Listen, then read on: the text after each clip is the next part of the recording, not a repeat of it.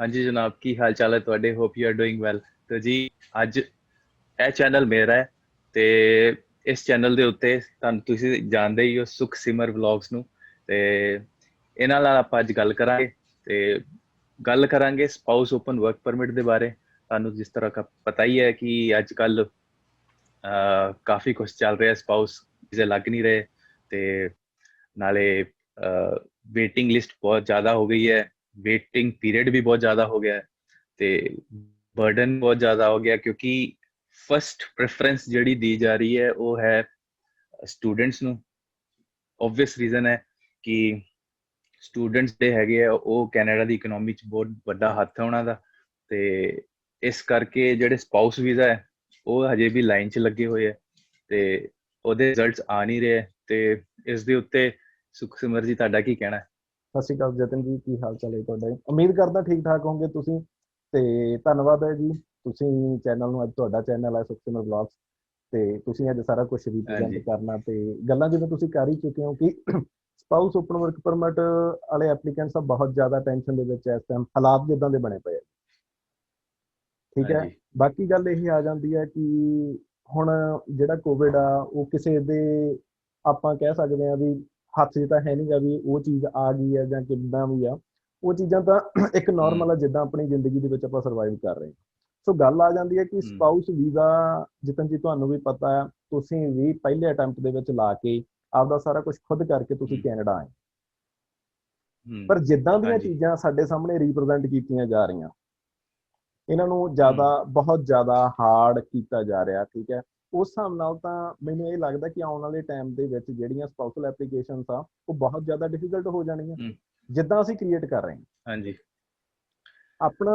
मेरा ते ਹਾਂਜੀ ਹਾਂਜੀ मेरा मेरा ये मानना है अभी भी कि स्पाउस वीजा जो है वो मैं नहीं बोलूंगा कि डिफिकल्ट है बहुत ज्यादा, पर उसके अंदर सब कुछ आप ही करना है। लोग क्या करते हैं, एजेंट के पास जाते हैं, फाइलें लगाते हैं, मोटा पैसा देते हैं, पर उसके अंदर मेरे को अपने सुमर जी मेरे को बताना, अगर एक एजेंट के पास आप जाते हो, आप, हमारी एजेंट की एक चेकलिस्ट होती है। या वो बोलता है मेरे को ये दे दो जी, ये दे दो, ये दे दो जी, ये दे दो, ये है ना, एक्स बाई जेड।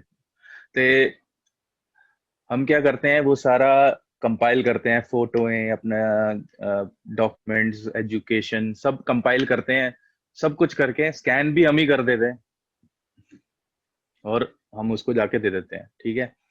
अब वो क्या करता है, उसको कंपाइल करता है और एप्लीकेशन फिलअप करके, जो जो कि सेल्फ एक्सप्लेनेटरी है, सब तुम आप खुद कर सकते हो। कनाडा गवर्नमेंट ने बहुत अच्छी एप्लीकेशन बनाई है जो कि सेल्फ एक्सप्लेनेटरी है, सब कुछ आपको हिंट में दिया जाता है कि क्या करना है यहाँ पे। राइट। नहीं तो हमारे आपके जैसे हैं ही है उसके अंदर हेल्प करने वाले कि क्या प्रोसेस में क्या क्या होता है, तो जो कि हम फ्री सर्विसेज दे रहे हैं। राइट हाँ, राइट एक तरीके से जब हम वीडियो बनाते हैं, एक तरीके से हम, nobody works here for free, right. मतलब कोई काम नहीं कर रहा फ्री वास्ते, कोई नहीं कर रहा, सब पैसा कमाने वास्ते लगे हुए हैं। बट जो ਆਪਾਂ ਸਰਵਿਸਿਜ਼ ਦੇ ਰਹੇ ਹਾਂ, ਆਨਲਾਈਨ ਸਰਵਿਸਿਜ਼, ਸਾਡਾ ਕੰਮ ਜਿਹੜਾ ਹੈਗਾ ਉਹ ਡਿਫਰੈਂਟ ਹੈ, ਤੁਹਾਡਾ ਕੰਮ ਹੈ ਉਹ ਡਿਫਰੈਂਟ ਹੈ, ਕਿਉਂਕਿ ਸਰਵਾਈਵਲ ਵਾਸਤੇ ਕੰਮ ਤੇ ਕਰਨਾ ਹੀ ਪੈਂਦਾ। ਬਟ ਜਿਹੜੀ ਸਰਵਿਸਿਜ਼ ਦੇ ਥਰੂ ਆਪਾਂ ਹੈ ਨਾ, ਰਾਈਟ, ਆਪਾਂ ਕਰ ਰਹੇ ਹਾਂ ਕੰਮ, ਲੋਕਾਂ ਨੂੰ ਐਜੂਕੇਟ ਕਰ ਰਹੇ ਹਾਂ ਕਿ ਤੁਹਾਨੂੰ ਸਪਾਊਸ ਵੀਜ਼ਾ ਦੇ ਕੀ ਹੋਣਾ ਚਾਹੀਦਾ ਹੈ।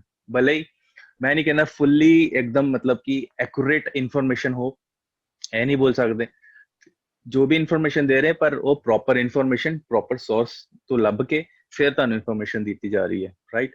तो अब इसमें मैं बात कर रहा था कि इतनी ज्यादा कॉम्प्लिकेशंस है नहीं। कॉम्प्लिकेशंस तब आ जाती हैं जब हम कंसल्टेंट के पास जाते हैं, फिर हम दो चार लोगों से और बात करते हैं, और आपको पता ही है कौन कौन कंसल्टेंट कैसे कैसी बातें करते हैं, जैसे कि बता देते हैं कि यार कनाडा में तो जितने भी स्टूडेंट है सबको पीआर कर दिए, राइट, बीच में बात। तो इसमें कोई कॉम्प्लिकेशंस वाली बात है नहीं, जो भी है सीधा सीधा है। आपको सिर्फ जाना है, अपने डॉक्यूमेंट जो उन्होंने बोले हैं, चेकलिस्ट बताई है, वो चेक्स हमने भी बता दी आपको, आपने भी बताई हुई है कि क्या क्या डॉक्यूमेंट्स लगते हैं। सीधा सीधा हिसाब है, कॉम्प्लिकेशंस की कोई बात ही नहीं है। बस कॉम्प्लिकेशन कहाँ आ जाती है, जब कॉम्प्लिकेशंस ऐसी आती है जो नेचुरल होती है, एक्ट ऑफ गॉड जो हम बोलते हैं। आ गया पेंडेमिक, आ गया पेंडेमिक की वजह से ये सिचुएशन पूरी खराब होगी, वहां अटक जाती। मैं भी फंस गया था इंडिया में, मेरा वीजा पेंडेमिक से पहले आया, बट मेरी फ्लाइट पेंडेमिक के बाद भी थी, पर मैं फंसा हुआ था इंडिया में। हाँ जी, हाँ जी। तो ये बातें हैं जी। सर, आपने बहुत अच्छा जवाब दिया। मुझे खुशी होती है कि आपने हर एक चीज़ को अच्छे से बताया। लेकिन बात ये है कि खास तौर से जो पंजाब साइड के, पंजाब स्टेट के जो ज़्यादातर एप्लीकेंट्स हैं, वो हाँ जी। कॉम्प्लिकेट करते इसलिए हैं कि सबसे पहले तो वो, कोई भी इंसान है, मैं किसी को ऐड ऑन नहीं कर रहा या मैं किसी को लगा के बात नहीं कह रहा, पहले तो हम्म। शादी वाला सिस्टम है ना।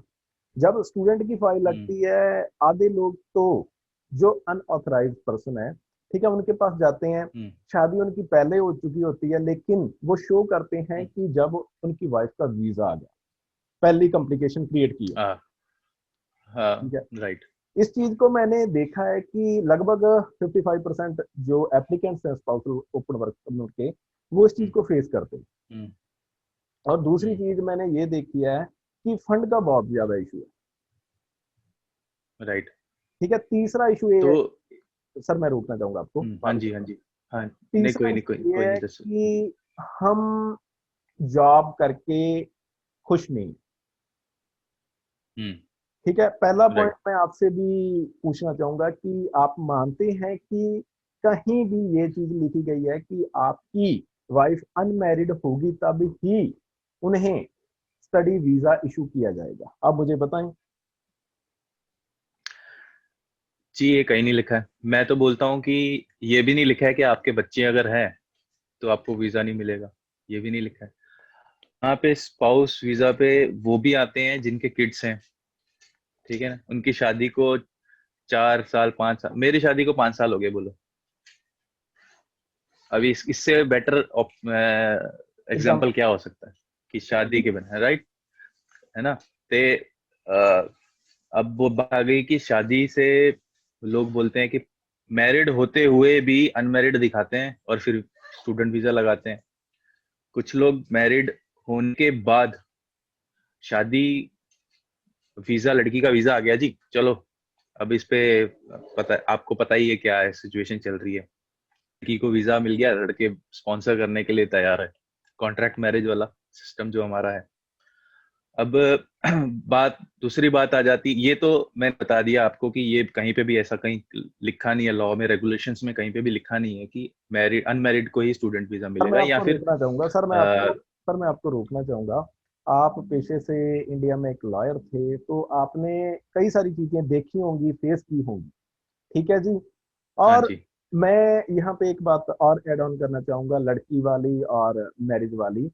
जब लड़की की आइलेट्स हो जाती है, तो लड़की के जो भाई बहन है उनको ये होता है कि हमारी बहन कनाडा जाएगी। ठीक है, जेडी जो हाँ मेन जी। बात है भाई, जो मेन बात है। अब मुझे ये नहीं हाँ पता जी। कि किसी के क्या फील होगा इस बात को सुन के। जब लड़की की आइलेट्स हो हम्म। जाती है, तो लड़की वाले जो होते हैं वो बहुत ज्यादा एक्साइटेड हो जाते हैं कि जैसे तैसे करके लड़की का, और वो ऐसे अनऑथराइज्ड कंसल्टेंट के पास जाते हैं जहां पे उनको बोला जाता है कि हाँ, आप अपनी लड़की के अकेले की फाइल लगाएं। अगर आपने शादी करनी है हम्म। या किसी से कुछ लेना है तो हम्म। आप ले लें, ठीक है, उनसे फीस हम्म। सेटल करवा दें। और उनका कोई प्रूफ भी नहीं वो हम्म। छोड़ते। आपको मैं एज एग्जांपल बताता हूँ। ठीक है, लड़के वाला पे करता है लड़की की मॉम को। हम्म। ठीक है, और मॉम फीस पे करती है अपनी बच्ची की अपने अकाउंट से। ठीक है। ठीक है, और आप मुझे बताएं कि ये तीनों कड़ियां आपस में कैसे जुड़ेंगी जब आपने अपना spouse open work permit apply करना है? आप उसे क्लेरिफाई कर दें, क्योंकि हमने आज ये बात कर रहे हैं कि स्पाउस वीजा हार्ड नहीं है, इजी है, आप फर्स्ट अटेम्प्ट में ले सकते हो, लेकिन कुछ चीजों को फॉलो करना होगा। उन चीजों के बारे में हम बात कर रहे हैं सर, तो आप बताएं। देखो, सीधा सीधा हिसाब है इसका, एक ही वर्ड है, लीगल और जेन्युइननेस। ठीक है। आप अपनी फाइल में जेन्युइननेस रखो। आपकी जो फैक्ट्स हैं, राइट, जो आपके लाइफ फैक्ट्स हैं, उसको आप बोगस ना दिखाओ, ठीक है ना। उसको मलेफाइड मत दिखाओ। मेरे कहने का मतलब, उसको आप अगर दिखाओगे, ऑल्टर करके दिखाओगे, आप मैरिड हो, अनमैरिड दिखाओगे, फिर बाद में आप मैरिज दिखाओगे, तो वीजा ऑफिस जो बैठा हुआ है वो हाईली इंटेलिजेंट, जिसे बोलते हैं हाईली क्वालिफाइड बंदे हैं, वो बैठे हुए हैं वीजा ऑफिसर। वो दिन की कम से कम मेरे ख्याल से जो अब मेरे को पता नहीं कितनी फाइलें, बट अप्रोक्स 5,000 के करीब तो फाइलें देखते होंगे दिन की, एक दिन की, राइट। अब दिन का 5,000 फाइल देखना और उससे एक्सपीरियंस लेना, एक नजर में बंदे को पता चल जाता है कि आपकी फाइल में जेन्युइननेस कितनी है, राइट। आप जेन्युइननेस कहीं ना कहीं तो आप अगर फैक्ट्स अगर ऑल्टर कर रहे हो अपने, तो कहीं ना कहीं तो आप रह जाओगे।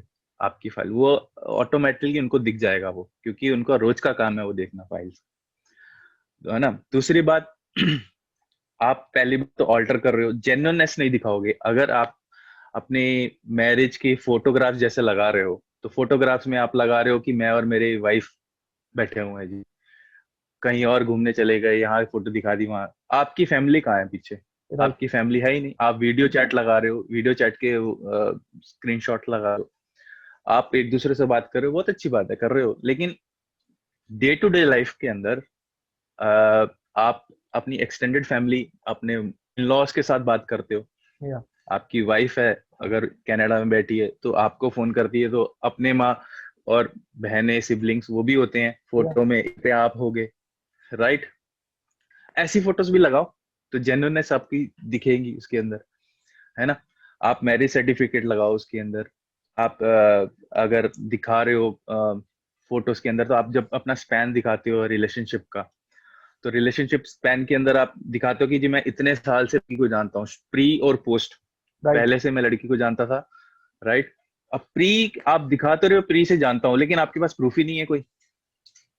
मतलब आज की इतना सोशल मीडिया इतना ज्यादा हो गया, इतनी हाईटेक गैजेट्स आ गए अपने पास, वो हमारे पास फोन है, कैमरे हैं, सब कुछ है, आपके पास एक फोटो नहीं है, तो इससे क्या, एक मैसेज नहीं है, एक ईमेल नहीं है, तो फिर इससे कैसे आप जेन्युइननेस प्रूफ करोगे कि आप प्री मैरिज एक दूसरे के साथ रिलेशन में थे, राइट। तो कोर्टशिप कैसे, मेरे कहने का मतलब प्रूफ करोगे आप? बोनाफाइड और उसके बाद बात आ जाती, हाँ जी, तो उसके बाद बात आ जाती है फंड्स की, राइट।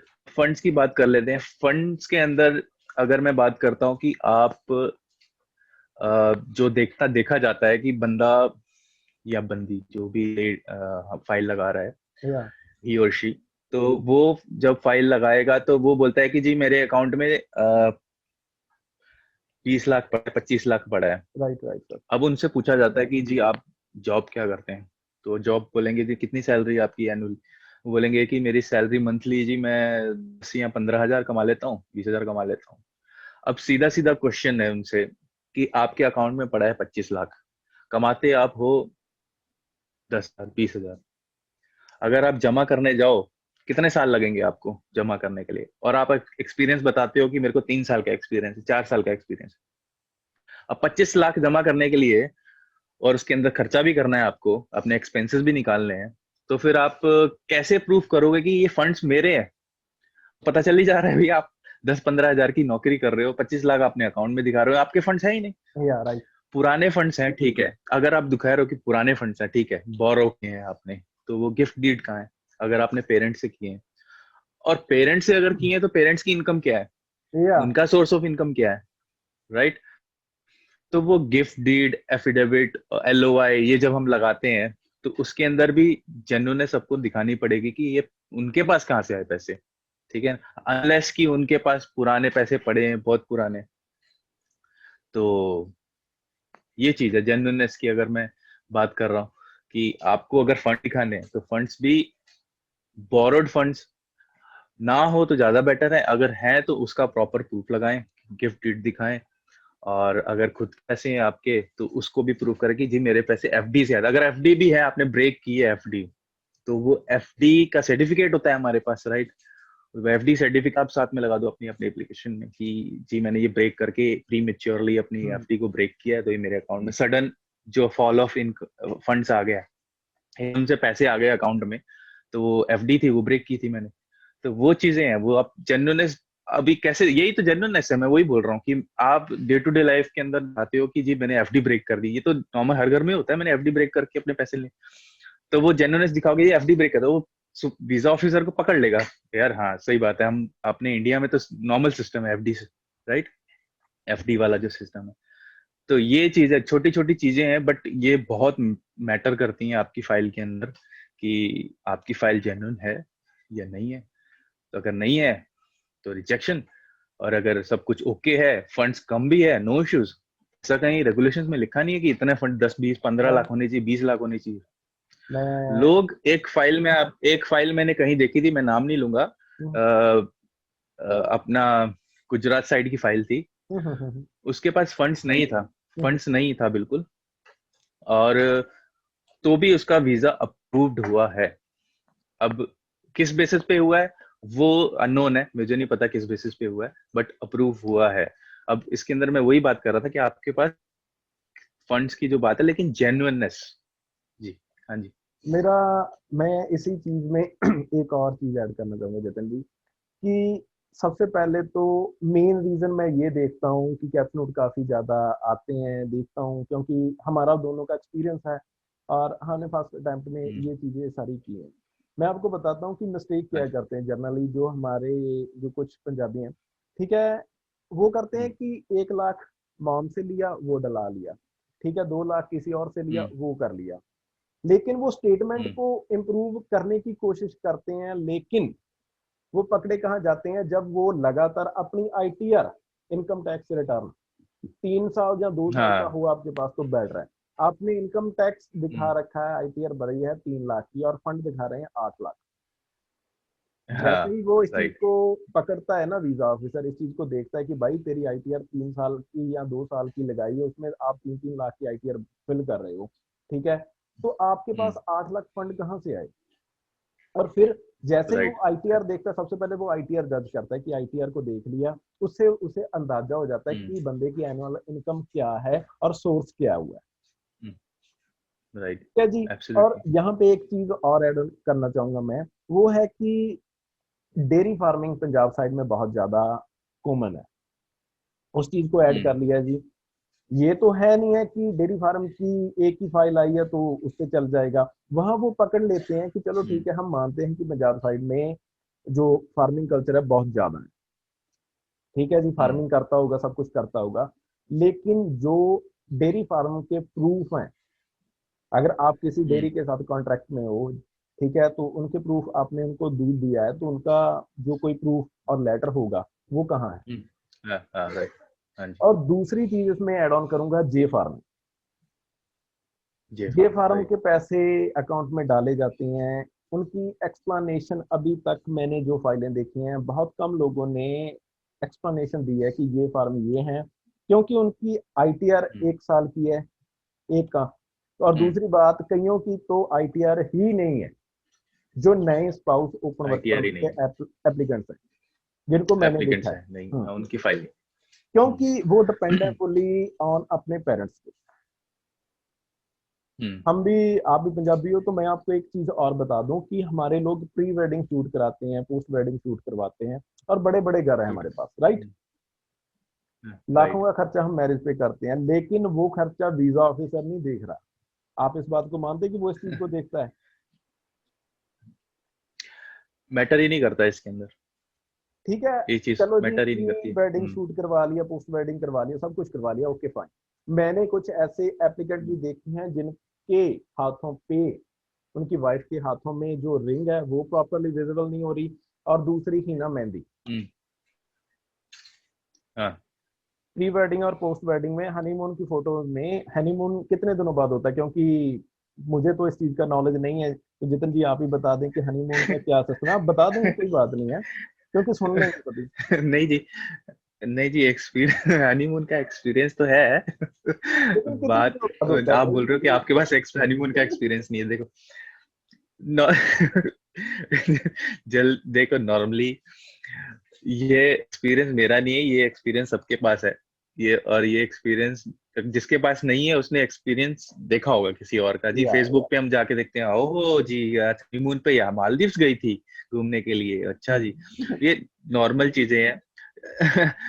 कुड़ी ने चूड़ा, लड़की ने चूड़ा पहना होता है, हाथों में मेहंदी होती है ना। भाई भाई मैं यहाँ पे और एक बात रोकना चाहूंगा, दोनों की कि मैं रोकना चाहूंगा आपको, यहाँ पे मैंने ऐसे भी एप्लीकेंट्स देखे हैं जिनके हनीमून की फोटोज में किसी भी हाथ पे मेहंदी नहीं लगी। यार इतनी क्या अभी कौन सी मेहंदी है जो एक हाथ ऐसे ही हाथ धोए और मेहंदी लगेगी, बताएंगे आप इस चीज को? हाँ, जस्टिफाई करेंगे थोड़ा? देखो, ये जस्टिफाई मैं इसको ऐसे करूंगा कि ये कंपल्शन नहीं है। पहली बात तो या कंपल्शन नहीं है कि हो सकता है मेरे को मेहंदी पसंद नहीं है जी, या मैंने नहीं लगाई, हम्म, अब है राइट, चलो मेहंदी नहीं भी लगाई है, लड़की तो मेहंदी लगाती है, ठीक हाँ, है। Right right. अगर प्रॉपर उनकी मैरिज हुई है, मैरिज नहीं हुई है, सर्कमस्टांसेस उनके सब अच्छे हैं, तो उन्होंने लड़की मेहंदी लगाती है, लड़की चूड़ा पहनती है, उससे भी ज्यादा मैटर करता है फोटोज के अंदर एक दूसरे के साथ जब आप हनीमून की फोटो लाते हो, वो वाइब्स आ जाती हैं, राइट। Right right, agree. एक जेन्युइन कपल की वाइब्स आ जाती है कि हाँ भाई दोनों जेन्युइन लग रहे हैं यहाँ पे। कहीं पे अगर मैं ऐसे करके बैठा हूँ शादी के अंदर मुंह बना के, और पीछे हलचल कुछ है नहीं, और सिर्फ लग रहा है कि सब नाम के लिए हो रहा है जी, दिखाने के लिए, ये भी मैटर करती है यहाँ पे। आप अगर अपनी फोटो लगा रहे हो तो अपनी ऐसी फोटो लगाए जहाँ पे भाई अच्छी वाइब्स आ रही, पॉजिटिव वाइब्स आ रही हैं, और आपकी फैमिली आपके साथ इन्वॉल्व लग रही है ना। आप अगर फोटो ऐसे कर लगा दोगे मरी हुई फोटो अपनी, तो फिर उससे क्या वाइब्स आएंगी जिस ऑफिसर को जी, क्या है इसके अंदर, जेन्युइननेस है या नहीं है। आपकी मैरिज लीगल होगी, नो डाउट, आप सब कुछ ओके होगा, बट आप प्रूफ्स वैसे उसको नहीं मालूम है ना, वो मैरिज में थोड़ी ना था, वीजा या ऑफिसर मैरिज में वो तो वहीं से जज करेगा, जो आप प्रूफ दोगे वहीं से जज करेगा, राइट। तो वो जजिंग पावर आप उसको दे रहे हो, तो वो आप ये देख के दे रहे हैं ना, ये देखिए ये मेरी फोटो है जी, तो आप अगर जज करोगे यहाँ से तो आप वैसी फोटो दिखाओ ना कि जिससे वो पॉजिटिव वाइब्स पकड़े, जेन्युइननेस पकड़े, लीगलनेस पकड़े, वही चीज है बस। एक और चीज जतिन जी मैं ऐड ऑन करना चाहूंगा कि फेक मैरिजेस का जो प्रचलन है, ठीक है, चाहे हम्म 5-10% लोग उनको फॉलो करते हैं, लेकिन उनका नतीजा जो सभी 95% लोग हैं उनको भुगतना पड़ता है। ठीक है जी। एब्सोल्युटली, हाँ जी। और इसके आगे मैं एक और चीज ऐड करना चाहूंगा। चीजें बहुत सारी हैं, ऐड ऑन करते चलेंगे जो जो दिमाग में आ रहा है, क्योंकि हम प्रोफेशनल कोई थोड़ी हैं चक्कर कि नहीं जी। ठीक है भी हाँ। दूसरी बात आ जाती है कि हम रिलेशनशिप दिखाते हैं कि हम 2 साल से एक दूसरे को जानते हैं, आपने बात की थी इस चीज को, लेकिन आपके पास प्रूफ ही हाँ, नहीं है। नहीं है। हम्म और दूसरा, जब आप वीजा आने के बाद शादी करते हो तो क्लियर हो जाता है कि इस बंदे का अटेंशन ही सिर्फ कनाडा जाने का है। आप इस चीज को मानते हो या नहीं मानते? हम्म अगर जेन्युइन मैरिज है तो वहां तो ये चीज होती नहीं है हम्म कि हमने कनाडा जाना है या नहीं हम्म जाना है। हम्म। ठीक है। और देखो इसके अंदर, हाँ जी, इसके साथ मैं एक हाँ और जी, हाँ जी, चीज़ है, बोलो जी। आप बाद में करें, हम्म ठीक है, मैं आपको बताता हूँ। हम्म हम जॉब करके खुश नहीं हैं। आप हम्म इस बात को मानते हैं कि एक बंदा बीटेक करके बैठा हुआ है इंडिया में, ठीक है, उसके पास वो जॉब नहीं कर रहा है, तो वो वीजा ऑफिसर कैसे हम्म उस चीज को मान लेगा कि यार ये बंदा यहाँ पे आके इसके लिए ये स्किल्ड वर्कर है या कुछ है, तो वो उसे प्रूव कर पाएगा? और यहाँ एक और सवाल आएगा हम्म कि जो लोग फार्मिंग करते हैं, वीजा आपको हम्म। जो प्रॉपर रूल्स एंड रेगुलेशन है C41 C42 के आधार पर मिल जाता है स्पाउसल ओपन वर्क परमिट को, फुल टाइम स्टूडेंट हाँ होना जी, हाँ चाहिए, जी। और पोस्ट ग्रेजुएशन वर्क परमिट पे हम्म आपकी वाइफ है तो नॉक हम्म AOB लेवल की जॉब होनी चाहिए, और 3 पे स्टॉप होने चाहिए, हाँ जी, जो रिक्वायरमेंट्स हैं जिनकी हम बात कर रहे हैं। बिल्कुल। ठीक है, पोस्ट हम्म ग्रेजुएशन वर्क परमिट होल्डर की बात कर रहे हैं और स्टूडेंट की बात कर रहे हैं, मैं ये बात क्लियर कर दूं। यहाँ पे बात ये आती है कि जैसे ही बहुत सारी शादियां ऐसी भी हैं जो एक ड्रॉप होता है लड़की को, और वो इंडिया जाके उस ड्रॉप में शादी करके आती है, उसके बाद आप कैसे प्रूव हम्म करेंगे कि आपकी मैरिज जेन्युइन है? क्योंकि आपके पास टाइम पीरियड ही 4 मंथ का होता है। बहुत सारे ऐसे एप्लीकेंट हैं जिनकी हम्म, वाइफ शादी की और वापस आ गई, और जो हाँ जी। अनऑथराइज पर्सन है वो उनको बोल देते हैं कि सिर्फ आपके पास मैरिज का सर्टिफिकेट होना चाहिए और कुछ नहीं है, आप जेन्युइन मैरिज है आपकी, हम आपको प्रूव करके देंगे। हम्म तो आप मुझे ये हम्म। बता दें कि एक दिन आप शादी करते हो तो आपकी वाइफ एक दिन आपके साथ रहती है, अगले दिन आ जाती है, क्योंकि उसे, आ जाते हैं, हाँ। हाँ, क्योंकि पहले तो आपकी कोई बॉन्डिंग नहीं थी, पहले तो आपका कोई रिलेशनशिप हम्म नहीं था, अचानक आपने बात दिखा हम्म। दी भी मैं ऑनलाइन बातें कर रहा था, मेरा ये था, प्रूफ आपके पास फिर भी नहीं है। प्रूफ नहीं है, प्रूफ बहुत इंपॉर्टेंट है यहाँ, वही बात है। हम्म। तो अगर मैं, अगर इजाजत हो तो मैं बोलूँ हाँ कुछ। जी हाँ जी हाँ जी सर, बोलें। हाँ जी, हाँ जी। तो पहले आपने बात की कॉन्ट्रैक्ट मैरिजेस, कॉन्ट्रैक्ट मैरिजेस की बात कर ले तो इसका ट्रेंड बहुत हाई है हमारे नॉर्थर्न रीजन में। मैं अकेला पंजाब की बात नहीं कर रहा हूँ, नॉर्दर्न रीजन में पूरा ट्रेंड काफी हाई है। ये भी बात कहनी गलत नहीं होगी कि जो ट्रेंड जो उठा है ये हमारे पंजाब से ही उठा राइट। है ना। इस है ना। तो अभी इस कॉन्ट्रैक्ट मैरिजेस लोग कराते हैं, उसका एंड रिजल्ट आप देख लो क्या होता है। एंड मैं रिजल्ट उसका आपको पॉजिटिव कभी भी नहीं होगा। जतन जी मैं रोकना चाहूंगा। पहले तो आप अपने हाँ चैनल जी। यूट्यूब का नाम बता दें कि आप कहाँ पाए जाएंगे, आपको अगर फॉलो करना हो, हमारे सब्सक्राइबर हो आपके चैनल पे, तो आप बता दें, अपने चैनल का नाम बता दें।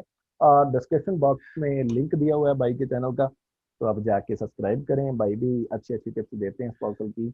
तो अब बात करें, हाँ कंटिन्यू। जी। जी, मेरा चैनल का जो नाम है वो है happy Nemo in Canada. Okay. Happy Nemo without space. तो लिंक आपको अगर जाके देखो, अगर आपको अच्छा लगे तो फॉलो करो, अगर नहीं अच्छा लगा तो सुख सिमर जी तो है ही आपके साथ। नहीं नहीं भाई, तो मैं इतना बड़ा कोई ज्ञानी नहीं हूँ, मेरा भी पर्सनल एक्सपीरियंस है। पर मेरा काम है सिर्फ लोगों को एजुकेटेड करना। ठीक है, कि आप अपना फ्यूचर हाँ। का क्यों नहीं सोचते। ठीक है, आप अपनी वाइफ पे 14-15 लाख पे इन्वेस्ट कर रहे हो। अब हर एक चीज को जस्टिफाई, हम्म। जो यार ऑथराइज कंसल्टेंट है, मैं उनका भी एक बहुत बड़ा रोल है, और अनऑथराइज का भी बहुत बड़ा रोल है। आप मुझे राइट क्लियर राइट। क्लियर करें थोड़ा सा, मैं भी आपसे मैं थोड़ा। मैं आपको बता देता हूँ। ऑथराइज्ड और अनऑथराइज्ड नाम के अंदर ही लिखा, बहुत अच्छा एक्सप्लेनेशन दिया ऑथराइज्ड और अनऑथराइज्ड।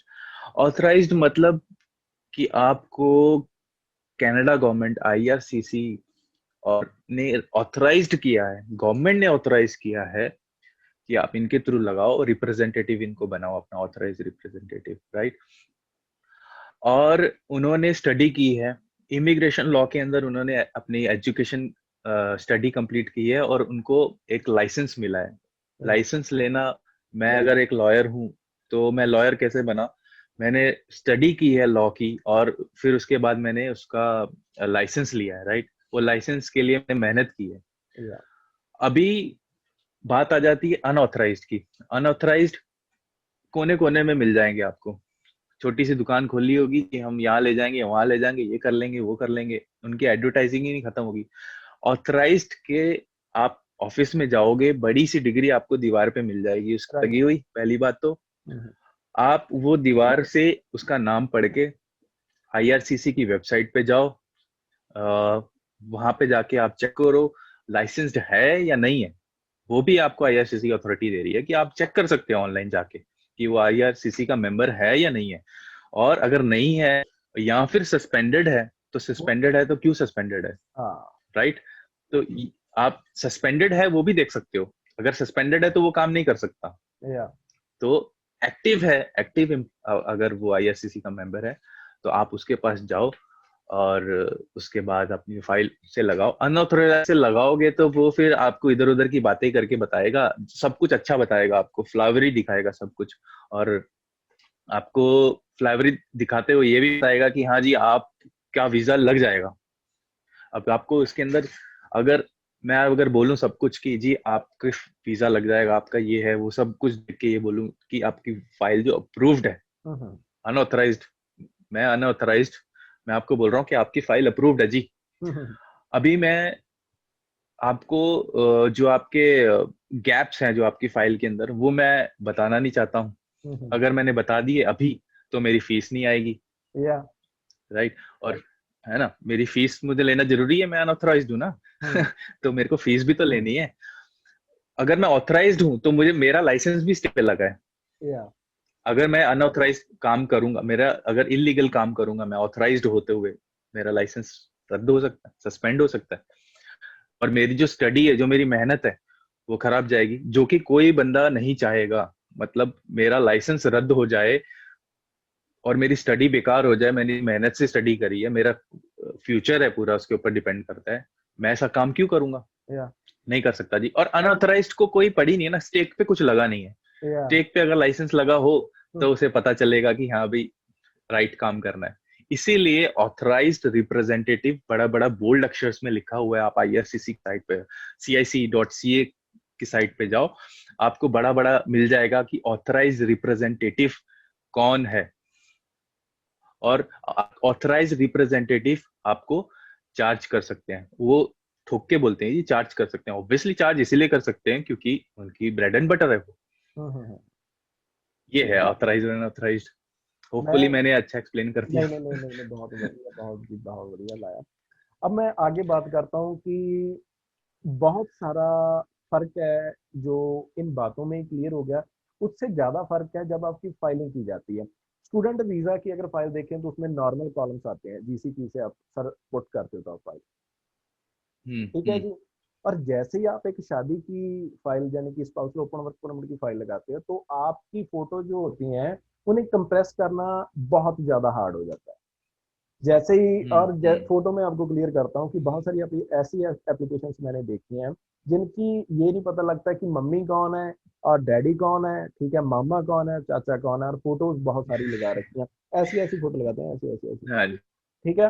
तो ये काफी चीजें इम्पेक्ट करती हैं आपकी आपकी जो वीजा एप्लीकेशन अप्रूव करवाने में, क्योंकि वो प्रूफ ही हाँ है, जी। प्रूफ डिक्लेयर नहीं होंगे, अच्छे से देखेंगे नहीं तो कोई आपको भी अगर मैं भेजूं, कोई भी आपको फाइल भेजता है उसमें आपको कोई दिखता ही नहीं है तो आप कैसे जस्टिफाई करेंगे कि ये जेन्युइन है सब कुछ, ठीक है। रिप्रेजेंटेशन बहुत जरूरी है, आप कैसे प्रेजेंट कर रहे हो बहुत जरूरी है। आप हम्म। तो वो लोग बात कर रहा था, आप जब अपनी फाइल फोटो जब लगाते हो एजुकेशन में, फोटो खींच के लगा देते हो और उसको फिर कंप्रेस करते हो, 4 MB स्पेस मिलती है आपको। सब फोटोएं को, आपके प्रूफ्स को, चैट्स को, फिर है ना एजुकेशन, ये सबको आपको लगाना है 4 MB के अंदर। आप कंप्रेस करोगे वो ब्लरी हो जाते हैं सारे। या अगर ब्लर हो गए तो ब्लर के अंदर मैं फिर अजम्पशन ही लगाऊंगा क्या है इसने यहाँ पे क्या किया होगा, क्योंकि मेरे को तो उस हिसाब से वीजा ऑफिसर अगर मैं हूँ तो मैं तो उस हिसाब से देखूंगा, एक बोले ना शक की निगाह से देखना, हाँ। क्योंकि वो देखना पड़ता है। अभी हो गया है वो उनको सब चीजें एक बड़ी गहराई से देखनी पड़ती है कि क्या सही है क्या नहीं है। तो ब्लर होगा तो फिर वो सही नहीं होगा। अगर फोटो ब्लर्स हैं, आपकी एजुकेशन ब्लर है, वहां पे टेम्परिंग के चांसेस हो सकते हैं। तो ये सब चीजें आप प्रॉपर स्कैनर से स्कैन करो, है ना, और वो क्लियर होने चाहिए, फोटोज आपकी क्लियर होनी चाहिए। और है ना, ये सब चीजें क्लियर होंगी तभी आप प्रूफ, मैंने जैसा बताया आपको, प्रूफ जैसा दिखाओगे वैसा रिप्रेजेंट जैसा करोगे वैसे दिखेगा फिर आगे। तो जतिन जी यहाँ पे एक और बात, हम दो चार बातें रह चुकी हैं तो इनको बता दें कि स्पाउस वीजा हार्ड नहीं है, लेकिन आपको मेहनत करनी पड़ेगी, आपको प्रूफ करना पड़ेगा कि आपकी मैरिज जेन्युइन है, जेन्युइन फंड है आपके पास, और आप कनाडा में आके जॉब कर सकते हो। आप स्किल्ड वर्कर हो चाहे नहीं, वो अलग बात है, चाहे आप फार्मिंग करते हो, वीजा आपको हम्म। मिल जाएगा अगर सारी चीजें जो हम्म। रिक्वायरमेंट्स हैं उनको पूरा करते हो। सबसे पहले तो 3 से लेकर 6 मंथ की जो स्टेटमेंट है आपकी बैंक स्टेटमेंट, उसे इंप्रूव करें। और दूसरी बात, एक जब हम्म। आपने फाइल का प्रोसेस शुरू करना है, चाहे स्टडी वीजा का प्रोसेस है, एक ऑथराइज पर्सन के पास जाएं, उनसे बात करें, फिर अपनी फाइल को पुट करें, आगे रखें, देन आपको बेनिफिट मिल जाएंगे। स्पाउस वीजा हार्ड नहीं है, हम दोनों ही फर्स्ट अटेम्प्ट में आ चुके हैं यहाँ पे, और जितन जी भी हमारे साथ ही हैं। तो हमारा एक्सपीरियंस ये कहता है तो कि आप अगर स्पाउसल ओपन वर्क परमिट की अच्छे तरह से फाइल प्रिपेयर करके लगाते हो तो आपको पहली बार में भी वीजा मिल जाएगा। ये नहीं है कि वीजा ऑफिसर ने आपको रिफ्यूज कर दिया। अगर आपकी फाइल में कोई कमी नहीं है तो आप अपील कर सकते हो। जितन जी आप मुझे बताएं कि बहुत सारे लोग आपको भी कंप्लेंट करते होंगे, प्लीज सर मेरी फाइल में तो कुछ ऐसा नहीं था, मेरे को रिफ्यूजल दे दी, वो कनाडा वीजा नहीं देना चाहते, वो हाँ। ऐसा करना चाहते हैं। ये बातों का थोड़ा सा जवाब दें, हाँ। इसके बाद हम इसको समाप्ति की तरफ ही करते हैं, क्योंकि काफी टाइम आपका भी ले लिया। हम्म। तो आपके साथ मैं जो होगी वीडियो जिसमें हम ब्रीफली बात करेंगे वो आपके चैनल पे आएंगी, हम्म। तो भाई के चैनल को भी सब्सक्राइब कर लें और बात बताएं भैया। हाँ जी। तो मैं आपको बता दूं कि जैसा कि आपने बताया कि जो फाइलें लगाना कॉम्प्लिकेट कर दिया है, हार्ड नहीं है, राइट। हम्म। अभी यहाँ पे चीजें आ जाती हैं, एक हमने अपने माइंड में पिक्चर बना ली है। हम बोलते हैं कि अच्छी इनकम हो, अच्छा फंड हो, है ना, जेन्युइन हो, ये सब चीजें हैं। ये सब अब हर किसी बंदे का अच्छा फंड नहीं हो सकता, या ठीक है ना। हर किसी के पास हो सकता है कि बहुत सारी फोटो में वैसी स्माइली फोटो ना हो, या कुछ हाँ। हो सकता है किसी की ऐसी फोटो में आ गई, अब रिग्रेट कर रहा है भाई मैंने ऐसा क्यों बैठा हुआ था। हम्म। होता है कभी कभी हम फोटो की। अब ये सब चीजें, जे फार्म आपने बात की, जे फॉर्म्स की बात की, फार्मिंग की। अब फार्मिंग करना कोई गलत बात थोड़ी ना, हाँ अच्छी तो बात है फार्मिंग करना। कोई हाँ, करो, अच्छी बात है, हमारा कंट्री का फ्यूचर है फार्म से, तो वो आप करो, फार्मिंग करो, कोई गलत बात नहीं है। यहाँ पे बात आ जाती है कि आप रिप्रेजेंट कैसे कर रहे हो अपने आप को मैं भी जैसे कि बताया कि आपने बताया कि बीटेक किया हुआ है बंदे ने और काम पूछो क्या करता है तो नहीं करता है जी। अगर वहां पे काम नहीं करता, आप अपनी होम कंट्री में काम नहीं कर पा रहे हो, तो आप यहाँ पे आके कैसे सरवाइव कर लोगे राइट। तो दूसरी कंट्री में आके, राइट। तो ये क्वेश्चन उठता है यहाँ पे कि आप वहां काम नहीं कर रहे हो, यहाँ कैसे काम कर लोगे। कि आप बोलते हो कि मैं अपनी स्पाउस को सपोर्ट करने जा रहा हूँ फाइनेंशियली, मेंटली, है ना, फिजिकली, जो भी है आप सपोर्ट करने जा रहे हो। एसओपी में बड़ा बड़ा लिखते हैं हम। तो वो सपोर्ट आप कर ही नहीं पाओगे, है ना। तो वो सपोर्ट जब दिखेगी नहीं कि ये सपोर्ट कैसे करेगा बंदा। अगर आपके पास इनिशियल फंड, वो फंड हम क्यों दिखाते हैं, फंड इसीलिए दिखाते हैं, रिक्वायरमेंट उसकी फंड की इसीलिए है कि आप दूसरी कंट्री में आ रहे हो, अपनी होम कंट्री छोड़ के यहाँ पे आओगे, आपको इनिशियल, जो आपके इनिशियल मंथ्स हैं, इनिशियल मंथ्स के अंदर आपको सर्वाइवल के लिए हो सकता है जॉब ना मिले, है ना, आपकी फील्ड की जॉब ना मिले, आपको सर्वाइवल जॉब करनी पड़ेगी। बट अगर किसी कभी कभी होता है नहीं कर पे, मैं लॉयर हूँ, मैं इंजीनियर हूँ, मैं डॉक्टर हूँ, मैं ऐसी जॉब क्यों करूँ, मैं डिलीवरी क्यों करूँ, है ना, मैं किसी फैक्ट्री वेयर हाउस में काम क्यों करूँ, मेरे पास तो एजुकेशन है। लेकिन यहाँ पे आके आपको इनिशियल मंथ्स में ये सब काम करना पड़ता है अगर आपकी फील्ड की आपको जॉब नहीं मिलती है। तो वो फंड इसीलिए है कि आप वो सरवाइव कर लो अपने आप को और अपनी जो स्पाउस है, उस दोनों स्पाउस आप जो सर्वाइवल के लिए वो आपके फंड्स हैं बस, और कुछ नहीं है, इसीलिए फंड्स मांगे जाते हैं। तो अगर आप अपना अच्छा बैकग्राउंड, मेरा कहने का मतलब अपना जो है स्टेटस जो अच्छा दिखा रहे हो अपना, कि मेरे पास एजुकेशन भी है, मेरे पास फंड्स भी हैं, है ना, मेरी मैरिज भी जेन्युइन है, और मैं यहाँ पे आऊंगा, काम करूंगा, मेरा वीजा जब खत्म हो जाएगा मैं इंडिया वापस जाऊंगा क्योंकि मेरी टाइज है वापस, मेरा बिजनेस है वहाँ पे, मेरी वहाँ पे दुकान है, मेरा लोन चल रहा है ना, ये सब चीजें आप दिखाओगे, टाई बैक होम टाइज दिखाओगे, तो आपकी फाइल जो है वो प्रॉपर है, सब कुछ ओके है। सब फाइलें अलग होती हैं, सारे लोगों का अलग अलग चीजें होती है सब में, ऐसा नहीं बोल सकते कि सबका सेम, आपके पास 8 लाख फंड है सबके पास 8 दिखाओ जी, 8 दिखाओ, 8 दिखाओ, नहीं, सबके पास अच्छी फोटो में दिखाओ। हो सकता है किसी की मैरिज अरेंज मैरिज हो, है ना, अरेंज मैरिज हो, लव मैरिज, जैसे लव में क्या हमारा पास्ट भी होता है, अरेंज मैरिज में क्या होता है कि हमारा आज हमारी शादी हुई, अब से हमारा रिलेशन शुरू हुआ आगे। तो बट यहाँ जितिन जी पे मैं आपको आपको यहाँ से आगे का प्रूफ। जितिन जी मैं आपको रोकना चाहूंगा। अगर आपकी अरेंज मैरिज भी हुई है तो आपकी जो बोनाफाइड का जो सिस्टम होता है ना, मैं आपको एक लिस्ट दे दूंगा जिनके हिसाब से आपका रिलेशनशिप असेस किया जाता है, एनालाइज किया जाता है कि आप जब आप मिले थे आपकी अटेंशन क्या थी, जब आपने शादी की थी आपकी अटेंशन क्या है। ये सारी चीजें मैटर करती हैं वहाँ पे अरेंज मैरिज में, और लव मैरिज में भी ये सारी चीजें मैटर करती हैं। लेकिन बात ये आ जाती है कि जो स्टेप्स आज मैंने और जितिन सर ने, जो भाई साहब हैं हमारे, उन्होंने बताए हैं, आप उनको अगर अच्छे से सुनेंगे पढ़ेंगे तो आप काफी चीजें आप समझ सकते हैं अपनी तरफ से भी। हार्ड नहीं है, राइट राइट हार्ड राइट, नहीं, मैं बार बिल्कुल। बार ये कह रहा हूँ कि स्पाउस वीजा हार्ड नहीं है, आप फर्स्ट टाइम में ही अटेम्प्ट में ले सकते हो, बट आपको ये सारी चीजें फॉलो करनी पड़ेंगी अपनी फाइल के बिल्कुल हिसाब से। बिल्कुल, ये चीज। ठीक है, ये बात है जितिन जी, हाँ जी। आप क्लियर करते हैं थोड़ा सा। हाँ, कुछ कुछ कभी कभी क्या होता है कि मेरे पास सब कुछ है, ठीक है, मेरे फंड्स भी हैं, मेरा सब कुछ ओके है, मेरे पास जो मेरे को देना है रिप्रेजेंट करने के लिए, फाइल में लगाने के लिए, सब कुछ मेरे पास है। अभी आदमी डरता है कि मैं खुद से, यार मेरे को हिचकिचाहट है, मैं फाइल नहीं लगा पाऊंगा, कुछ गलती हो गई, क्योंकि इनकम्प्लीट एप्लीकेशंस को भी रिजेक्ट किया जाता है। यार राइट, अगर आपने प्रॉपर इन्फॉर्मेशन नहीं दी वो भी रिजेक्ट होती है। राइट। अगर आपको डर है, यार मैं नहीं कर पाऊंगा, मतलब एप्लीकेशन मुझे नहीं समझ में आ रही है, मैं नहीं कर सकता, मेरे पास जो प्रूफ्स देने हैं वो सारे हैं, वो तो ऑब्वियसली आपको ही देने हैं, वो तो कंसल्टेंट देगा नहीं आपको। तो अगर ये डाउट है आपके पास, तो आप अपना जो फाइल है वो मेंटेन करो प्रॉपर, सब डॉक्यूमेंट्स, और उसके लिए प्लानिंग बहुत जरूरी है। प्लानिंग बहुत इंपॉर्टेंट है। अगर आपको पता है कि आपको कनाडा मूव होना स्पाउस वीजा पे, आपकी मैरिज वाइफ अगर स्टडी के लिए सोच रही है तब सही, हाँ राइट। तभी पहली पहली चीज आ जाती है, राइट, स्टडी वीजा पहले मिलता है वाइफ को, या तभी आपकी प्रोसेस भी साथ में शुरू हो जाती है। आपको फंड मेंटेन करना है, प्रॉपर डेबिट क्रेडिट करना है, अपने प्रूफ्स इकट्ठे करने हैं, ये आपकी प्रोसेस भी साथ में शुरू हो जाती है। फिर आप जब उसको वो सारे प्रूफ्स देते हो, अगर आपको लगता है कि नहीं यार मैं नहीं फाइल लगा पाऊंगा, उसके लिए आईआरसीसी ऑथराइज्ड मेंबर है, आप उनके पास जा सकते हैं, उनसे लगवा सकते हो फाइल। अगर आपको लगता है कि मैं कॉन्फिडेंट नहीं हूँ ये लगाने के लिए, बट प्रूफ तो आपको ही देने पड़ेंगे, जेन्युइननेस तो आपको ही प्रूफ करानी पड़ेगी, वो कंसल्टेंट नहीं करा पाएगा, भले वो आईआरसीसी हो, वो आपको कंसल्ट करेगा कि ऐसे फॉलो करो, लेकिन देना तो एटलास्ट आपको ही आपको ही है ना।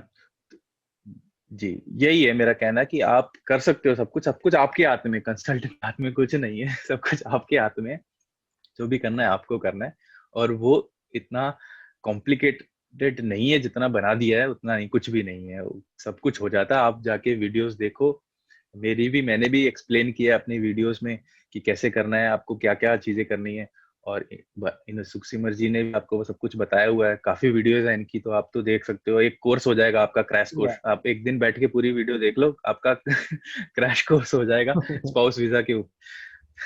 तो ये फिर भाई, आपके साथ हम वीडियो करेंगे।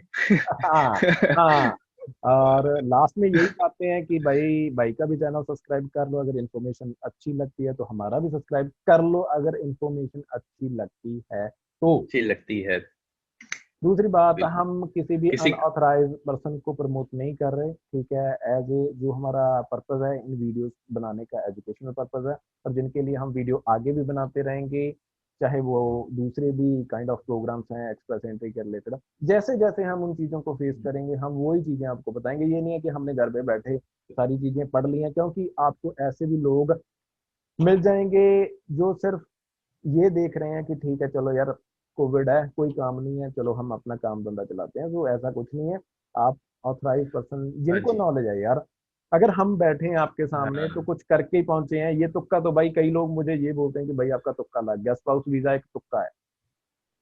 चलो भाई कोई बात नहीं जी, हमारा तुक्का ही सही है। आप भी लगा लो, हाँ आप भी लगा लो। और आपका लग जाए, आई वी होप कि आपका लग जाए तुक्का, हाँ लग राइट। जाए। हाँ तो भाई फिर समाप्त करें, फिर आप कैसे समाप्त करते हैं, तो आज आपकी बारी है, समाप्त करें फिर आपके चैनल पे मैं आपसे करूंगा दो दो हाथ फिर।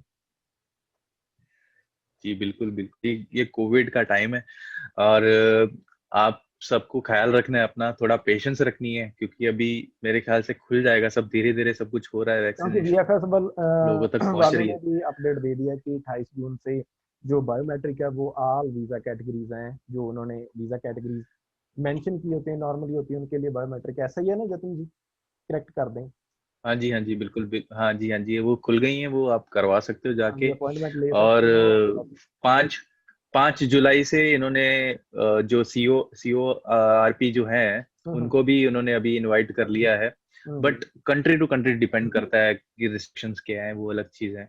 अगर उसके बारे इंडिया में के साथ एक अगर और उन्होंने चीज बात, रिस्ट्रिक्शन, एक हाँ। और बात ऐड कर दें जितिन जी की जो 5 वैक्सीनेशन जो अप्रूव्ड किया कनाडा में उनके बारे में अगर पर आगे बताएंगे तो सस्पेंस बना दें। आगे बता। हाँ आगे बताएंगे उनके बारे में विस्तार से। तो आज का हमारा टॉपिक था हाँ जी, आप इसे कंप्लीट करने की कोशिश करें क्योंकि टाइम आपके पास भी कम है और हमारे पास भी कम है, लेकिन बने रहें, बात यही है बने रहें हमारे साथ। बने और रहे, हाँ और ख्याल रखे अपना, और अपने साथ वालों का, अपनी फैमिली का ख्याल रखो कोविड के टाइम पे, और हिम्मत मत हारो। मतलब अगर रिजेक्शन आई है तो डोंट वरी, कुछ ना कुछ अगर गैप होगा, वो गैप को समझो और फिर फाइल लगाओ, आपका वीजा अप्रूव हो जाएगा। This is 101% approve, subject to कि आपने जो चेकलिस्ट उनकी जो है वो फॉलो करी है, और उसको मान के चले हो तो, राइट। ओके जी।